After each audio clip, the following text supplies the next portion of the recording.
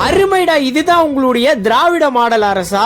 போன ஞாயிற்றுக்கிழமை வந்து பாத்தீங்கன்னா திருவண்ணாமலையில இருக்க திருநாத்தூர்ல வந்து பாத்தீங்கன்னா டிஎம்கே வந்து இளைஞர் அணி மாநாடு வந்து நடத்துறாங்க.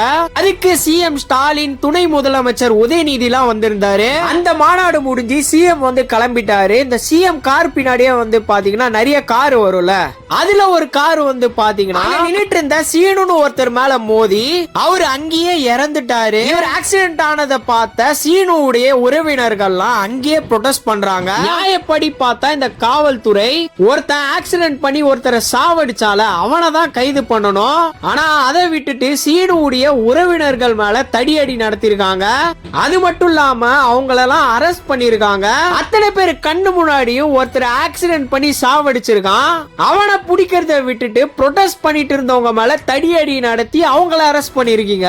இதுதான் இவங்களுடைய திராவிட மாடல் ஆட்சி போல. எவன் பக்கம் காசு இருக்கோ, எவன் கிட்ட பவர் இருக்கோ அவன் பக்கம் தான் இந்த காவல்துறை கூட நிக்குது. நீங்க இத பத்தி என்ன நினைக்கிறீங்க அப்படின்னு சொல்லிட்டு உங்களுடைய கமெண்ட்ஸை கமெண்ட்ல சொல்லுங்க. இந்த வீடியோவை முடிஞ்ச அளவுக்கு நிறைய பேருக்கு ஷேர் பண்ணி விடுங்க.